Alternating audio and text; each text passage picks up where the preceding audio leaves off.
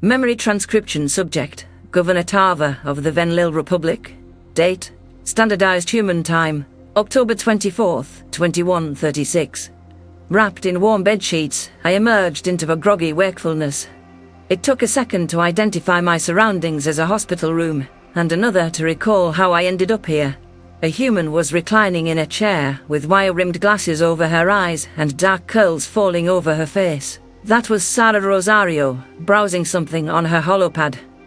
"Sarah," I gargled. Her rosy lips curved up in a smile, and she switched off her reading materials. The predator sprang up from her seat in a heartbeat, pressing a water glass to my lips.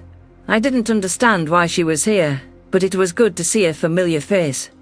The scientist hadn't made contact with my office since Earth's fall. I was worried about her. Sarah placed a hand on my shoulder. Stay down. Your body has been through quite a shock. I don't know how to say this. I watched in silence as the human bit her lip, a gesture that suggested discomfort. She removed her glasses and set them on the bedside table. The intensity of those forward-facing eyes, observing every little detail, was mesmerizing. I tried to signal with an ear flick that it was okay to be direct. That was a go-ahead, right? Well, I'm afraid your tail had to be amputated, Tarver. The scientist sighed. If it was lacerated a few inches higher, you would have spinal damage. The good news is you can walk and return to normal activities. I lowered my eyes, taking a moment to process the news. I suspected as much, seeing the look on Noah's face. But so much of our nonverbal communication is with tail signals. It's like your fingers. I know, and we want to help. I've gotten in touch with some great people on Earth who've created prosthetics for animals. Sarah offered a comforting smile. It'll take some getting used to, but the prototype I ordered for you is cutting edge. It'll respond to your brain signals. We'd have it ready quicker, but our manufacturing is scrambled. My thoughts turned back to the maimed human attendees. It could have been much worse for me, as there had to be a vast number of casualties. My heart ached at the thought of more dead Terrans. I still couldn't understand why anyone would do such a thing. Even predators killed for a reason. Knowing why this happened would offer solace. Explaining an event to my government and my citizens, which no doubt had been sensationalized by the media, would be a challenge. The Venlil populace must be freaked out. The smooth-sailing months of first contact lulled us into feeling safe around humans. This would give the exterminators backing for their vehement objections to the infestation. I leaned back against the pillow. I hope I didn't say anything harsh about humans. My memory is a bit fuzzy on the details. That's natural. Your brain is protecting itself, she responded. You were badly injured and in shock, and what you went through would traumatize a lot of humans too. If you're scared of me now, I'll leave. I understand the event is fresh. No, please stay. I just feel sad. I really wanted to see humanity succeed. You're my predators, my friends, my snarling guardians. What happened, Sarah? I don't understand. You know we react differently than you. You might have heard us reference our flight or fight response as opposed to your fight-alone instincts. When crowds panic for you, the stampedes, we can have those too. But if a human group is agitated with our fight side... Understanding dawned on me, and I exhaled a shuddering laugh. Sarah raised an eyebrow in a quizzical gesture. The fact that it was a predator stampede, not any murderous undercurrent, took a weight off my shoulders. Everyone would be able to grasp how personal agency became hazy in those situations. The humans are just like us. A more aggressive version of us. Of course, the Terrans felt like we did during an Arxa raid. They were threatened by a genocidal enemy, one they couldn't hope to fight or dissuade. Every second on Venlil Prime, they were scared for their lives and for their entire species. Combine that with grief, and even stalwart predators would lose their refinement. The bomb's chaos made fear-driven anger spill over. It was the mere culmination of a horrendous week for humanity. If it's like a stampede, then it'll make sense to any Venlil that things got out of hand. I must issue a statement to the public and see that charges aren't pressed. We know what it's like to lose control, I reassured her. What? There's no excuse for violence. Sada's lips moved in a frenzy, as though she couldn't say the words fast enough. I was helping you understand the behavior, not exonerating it.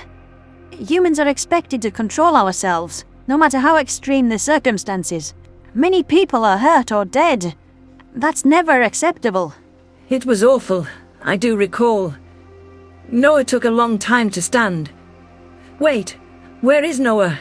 The female scientist lifted a bouquet of earthborn flowers from the table and brought them over to me. They were an intricate cone of petals bearing a rich shade of red.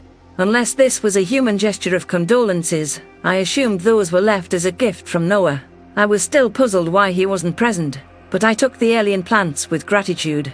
Noah sat by your side all night, refused to let any doctors look at him. The blast gave him a minor concussion. I had to talk some sense into him, tell him to rest up. Sarah said. I'm sure you'd want him to take care of himself, but he brought you these first. Said he hoped they'd cheer you up. I flicked my ears. What about Maya? The human's thin smile fell in a heartbeat, like I'd asked her something terrible. There was the knowing glint in her eyes. It was the pitiful look of someone who couldn't bring herself to say the words. Sharing the worst news was difficult when it was bound to enact a heavy toll on another person. Tears swelled around my irises long before she found her voice. Sarah averted her eyes. The Secretary General is dead. He bled out on the operating table. Too many organs ruptured. Gunshot wounds to the abdomen are nasty. I'm sorry. I pulled the blanket over my face in an attempt to smother the grief. Elias Meyer had dedicated himself to virtue and the pursuit of peace to the last. Every temptation pushed him the opposite direction, but he was true to his beliefs. He steered humanity toward its best attributes. I counted on him to make hard decisions for everyone's benefit. The Secretary General was always kind to us, and bent over backward for our partnership to succeed. Elias will be missed. He was a true leader, willing to do whatever was necessary. He dreamed big. There was so much he could have offered humanity. The Venlil doctors completed a brain scan post-mortem at the forceful request of extermination officers. The female human continued. They wanted data to distinguish good ones from human animals.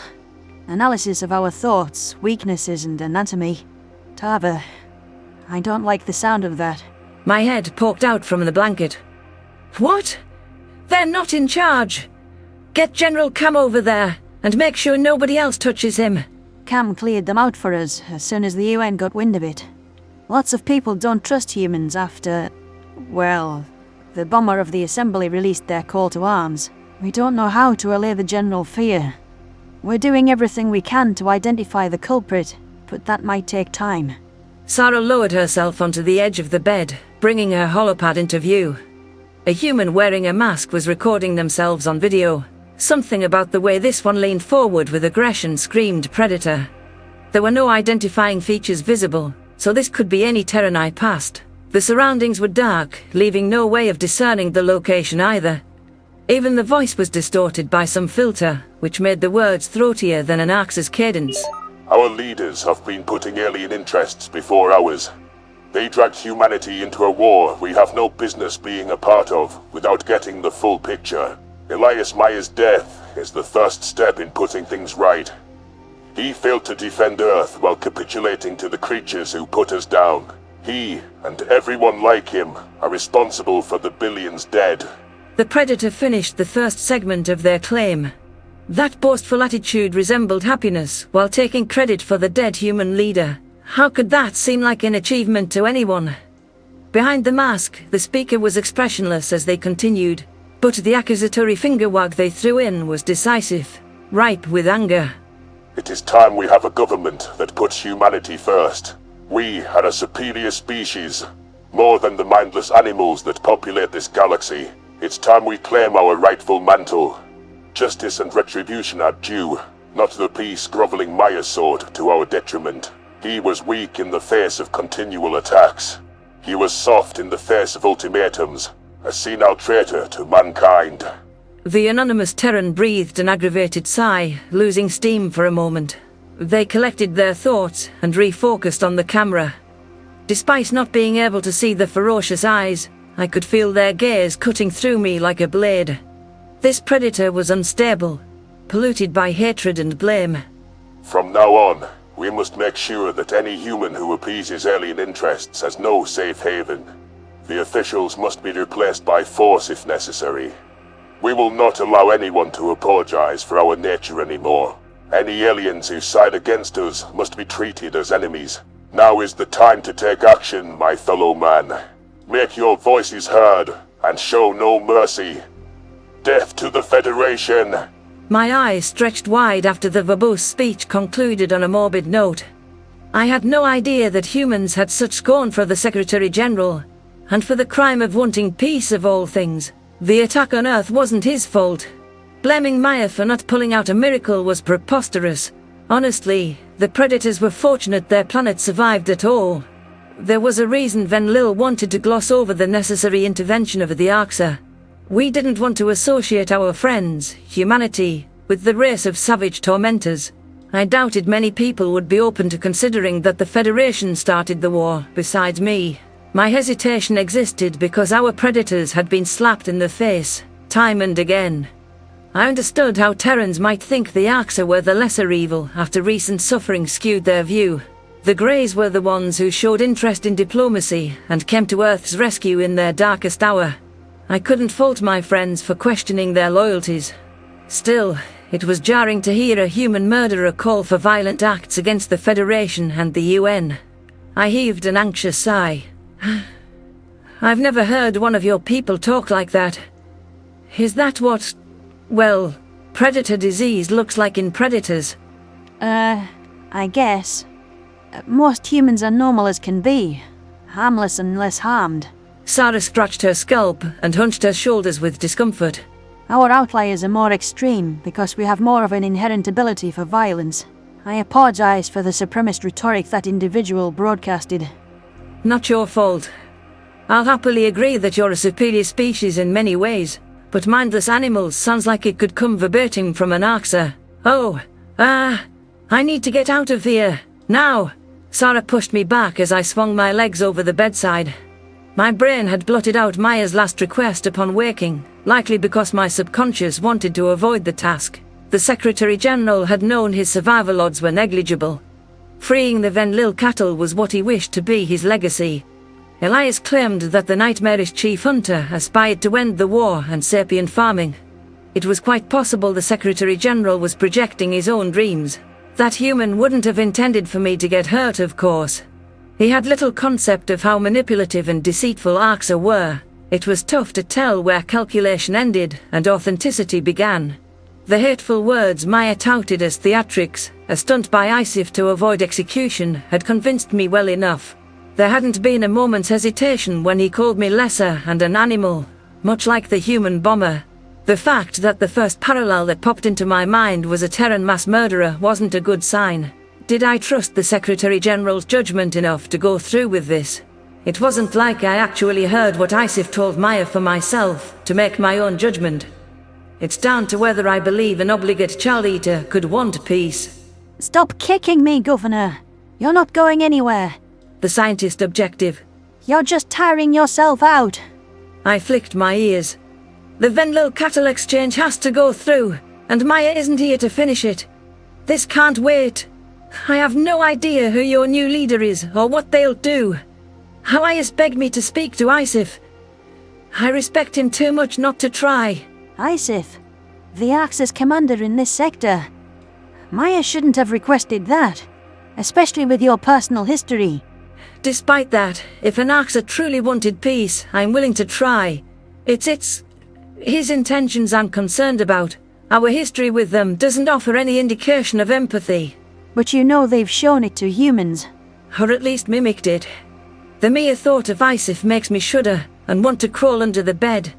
Damn it, I'm going before I change my mind. I just have to release a statement to the Venlil people first. For your sake. Sarah knitted her coarse brows together and raised a finger in the Terran 1-second gesture. She retrieved a wheelchair from the corner, moving me into it before I could protest. How weak and frail did the human think I was? I could walk on my own. Getting used to the lack of balance from my missing tail before I face-planted with ISIF was important. I'm coming with you, and it's not a debate. Noah's not the only one who can disregard his welfare, she quipped. I squirmed as the chair rolled out of the room. You don't have to do that.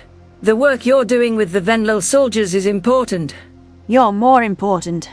Besides, I thought you'd want someone you knew as your liaison. I'm here as the interim ambassador, and also as an old friend who owes her life to you. Isif is less likely to harm you with a human around, so I'm coming. Well, all right, if you insist. The two of us have a lot of catching up to do, Sarah. I haven't seen you since the exchange program. Heh, you were gone to Arthur for over a month with Loverboy. I hate politics anyways. Your diplomatic functions bore me to death, if I'm honest. I'll be a poor ambassador for that stuff. Likewise doing your work. All the data and analysing would bore me silly. But your curiosity was one of the first things that made me sense a kindred spirit in humans. I know how much research excites you. Oh, the science going on now is everything I've dreamed of. We're mapping the Venlil genome, testing theory responses, and writing theses about your sociology and ecology.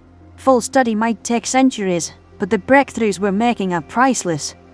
Suffice to say, I'm happy manning the projects and lecture circuits. It didn't escape my notice that Sarah avoided mentioning the Arxa as a topic of interest, despite their commonalities with humans. Something told me that she was afraid of Isif too. The Grey's actions had sickened her from the start. Her unease made me feel a bit better about my soul-crushing dread. What good could come of this meeting Elias wanted beyond a bitter agreement? I wasn't sure it was possible to have a meaningful conversation with creatures that thrived on cruelty. At least sailing off into the night would reassure the Venlil. Visiting Earth would be a public display of trust in humanity, to back my issued statement. If the masses knew the reason for my voyage, it would undermine the soothing explanation about human stampedes. They would spit on Elias Meyer's corpse for broaching the topic, and despise me for negotiating with vile monsters. It wasn't clear how we would disguise the methods used to save any Venlil cattle. This was going to be a precarious situation to manage from an optics perspective.